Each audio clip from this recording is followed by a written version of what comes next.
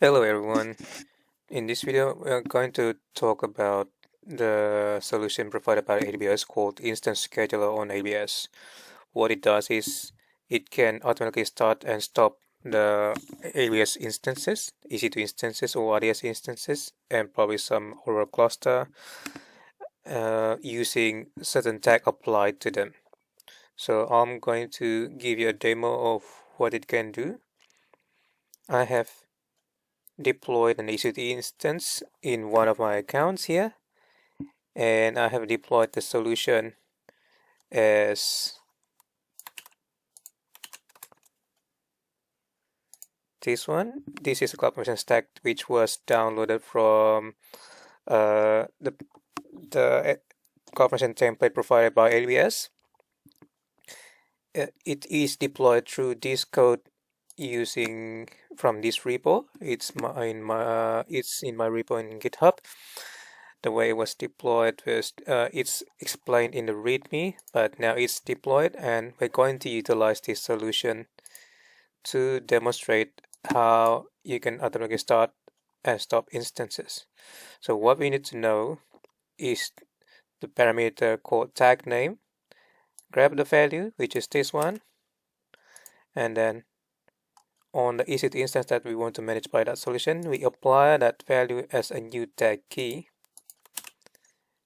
And then based on the existing schedule name, so we're going to pick this one, running or stop, because currently the instance is in stop state, so we want to run it. So we apply that tag. Sorry, that's the key, and the value is running. Save it. We wait for a couple of seconds. This solution has been scheduled to run every minute. That's the frequency, this one. So it shouldn't take long before the Lambda picks it up and then have this EC2 instance running.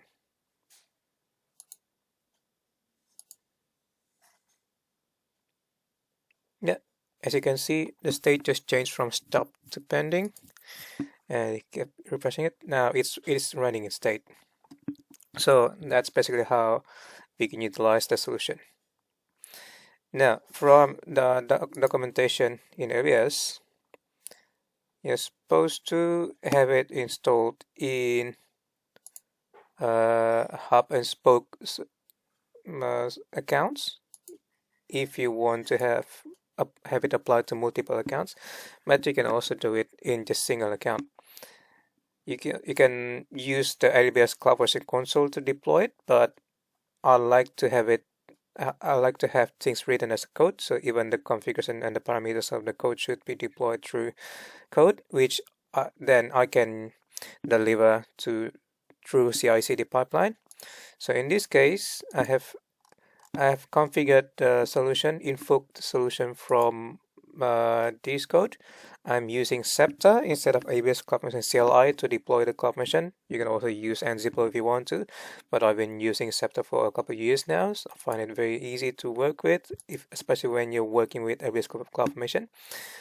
That solution that we just saw was deployed through this file called solution under config hub directories.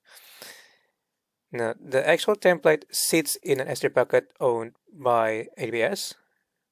That's the path, so that should be the S3 bucket name, and this is the key where the file is sitting in that bucket.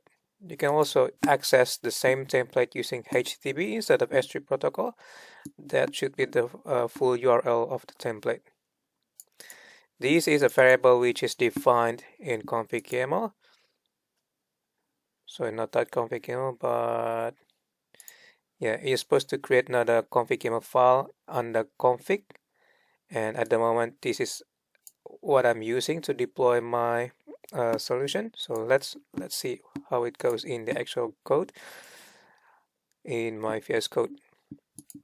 So this is my Visual Studio Code. This is my config.yaml. Those are my account IDs, and Yeah, that's the full URL of the template is like that. You just need, if you want to download manually, you just need to replace this with the string v 3.0.5.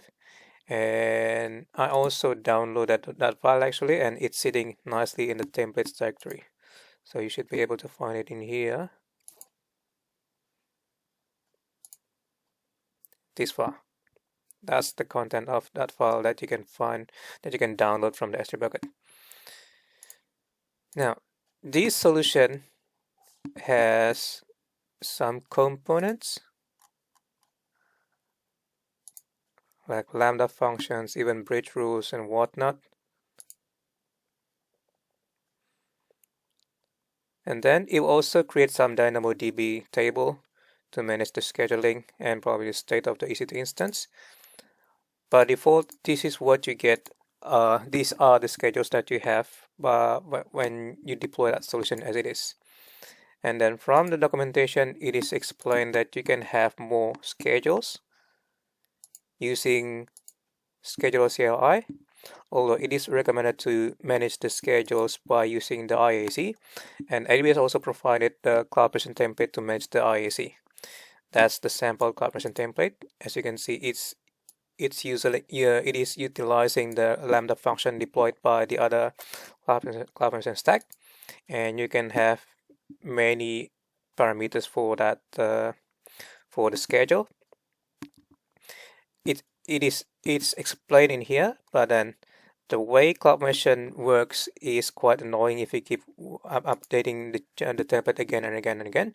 So I have rewritten that template as a Jinja2 template like this on the file on the Scepter templates directory, and the file is called schedules.yaml.j2. So if you see here, if you are familiar with Jinja2, you just need to feed this Jinja2 template with some variables, and then Scepter will automatically render that into a proper conversion template. So this is the Jinja template. I'm feeding it with this file called schedules.yaml. As you can see, it will load that Jinja2 template, and this is the variables that will be fed to that template. So it will loop through this variable called Scepter user data schedules, as you can see here. Scepter user data schedules. So you can have many schedules inside your schedules YAML, and then it will loop through it. It will feed all these variables to the Jinja template. And if you notice, in this file, I am using what is called snake case. Yeah. While CloudFormation template uses Pascal template. In case you don't know what they are, this is, for example, the service token in here. It starts with capital letter, and then every word in the variable name starts with a capital letter as well. And there is no special character to separate the words, so all those words just merge together. While in snake case, all the letters are in lowercase, and all the words are separated by underscore. So those are the definitions of snake case and Pascal case. So beware of that.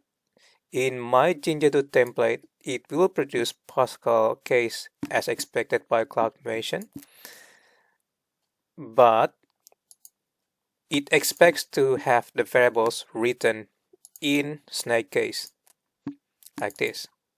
Yeah, just to make sure that you don't get confused. So with this template has been written as it is, we're going to deploy it.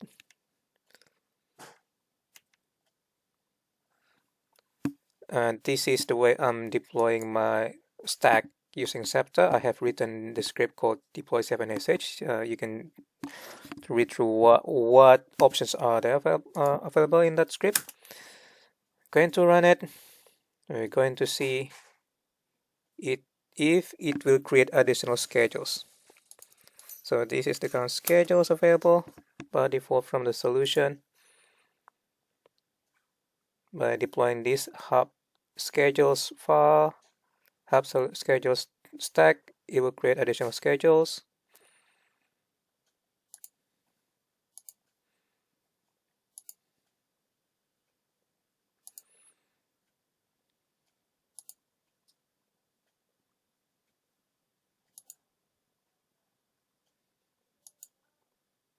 Yeah, the stack has been deployed. Now let's see if we have more schedules.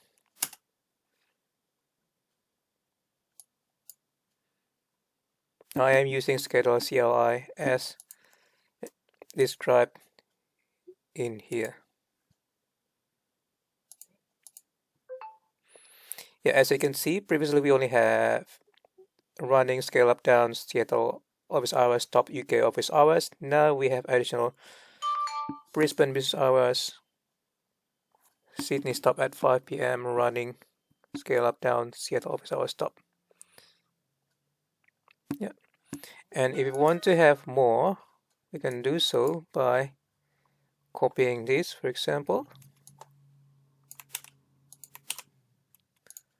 Let's remember the name must be unique for each entry, otherwise it will override the last one. It will override the previous one. So I'm renaming this name. This is the label in CloudFormation template. I'm labeling that to schedule 3. Call this enforce running. No stacks prefix true. Stop using enforce true. Now this one can be anywhere because we don't care about the periods. And it should be using override status. So this one, override status, should be running.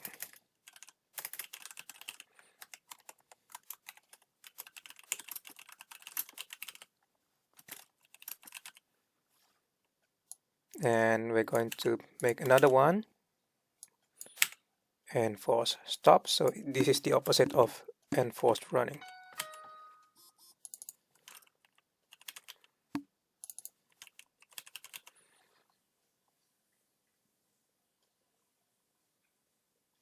Yeah, save it and redeploy it.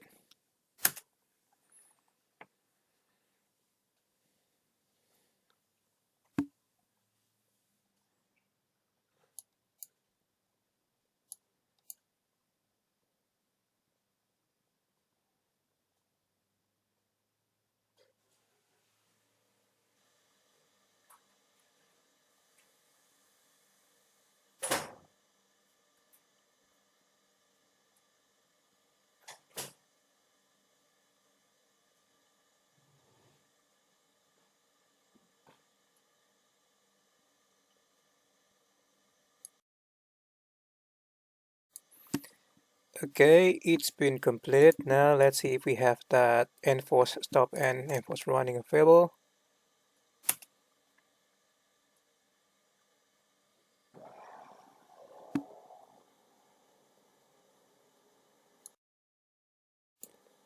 Yes, we can see that we have enforce running and enforce stop. If you want to see the full detail of those schedules, we just remove the JQ command.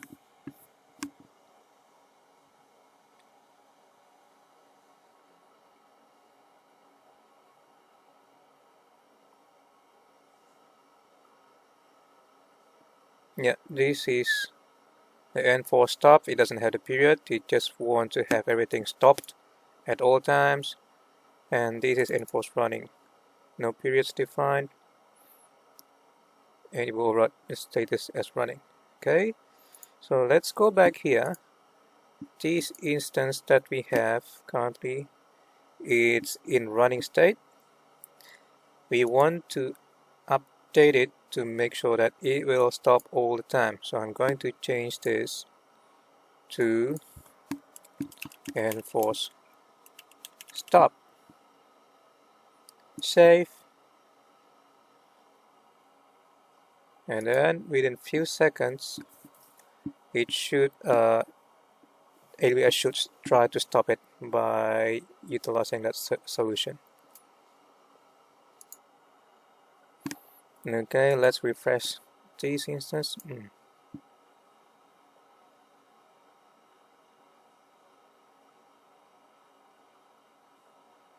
Yeah, it is stopping now.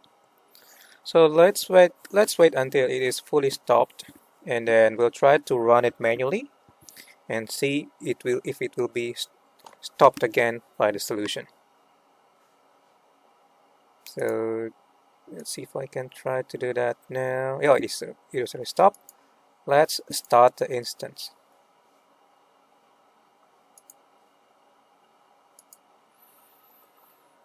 It is in running state.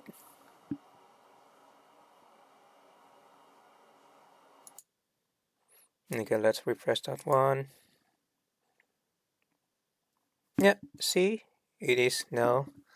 Oh, AWS tries to stop it. It's in stopping state, which is good. Now that is what expected, and we go to the next one, which is trying to use the same solution but in different AWS accounts. So I have deployed another EC2 instance in different account ID. As you can see, this one is the account ID on this one is 6412 blah blah blah, while this one is 74777502. So the way it works is you should deploy another CloudFormation stack.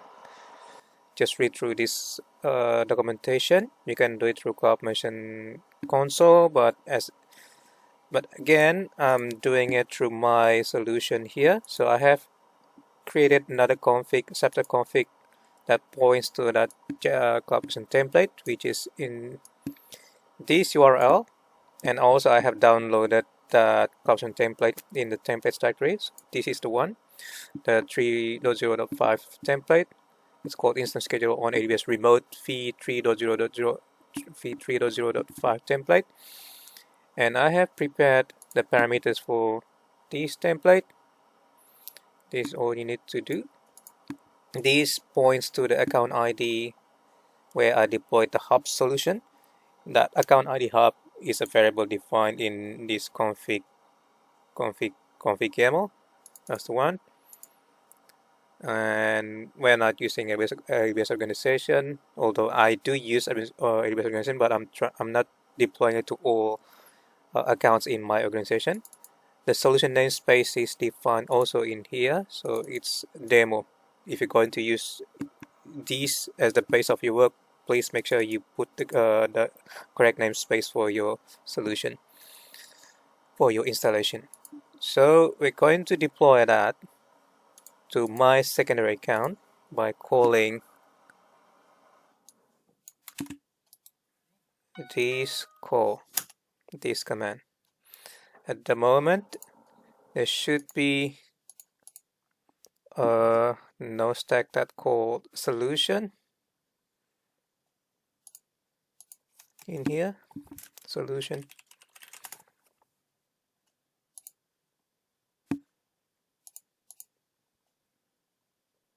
Yeah, it is being created as of now.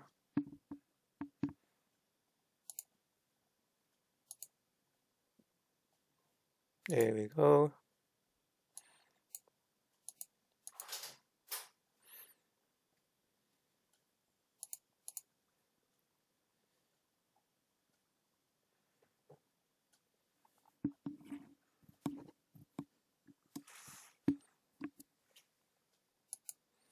The hub also needs to know all the secondary accounts that it needs to manage. So I have put the information about the account ID in the principals parameter. This one is also defined on the config YAML. That one. So it will try to assume a row in that account, and then it will do its thing. Now this solution should be completed by now. Yeah, it is completed. So we should be able to utilize the same method, which is applying the tag to some EC2 instance or RDS instance. So in this case, I have deployed another EC2 instance in this secondary account. Currently, it doesn't in running state, and it doesn't have that expected tag name, tag key.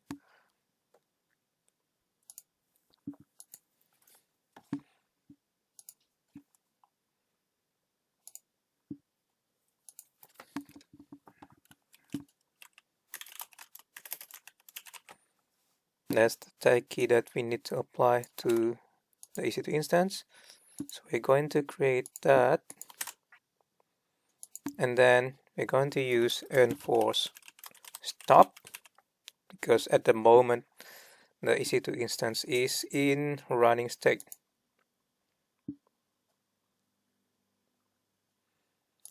Yeah, so it is in running state. Let's keep refreshing. Oh, immediately picks it up.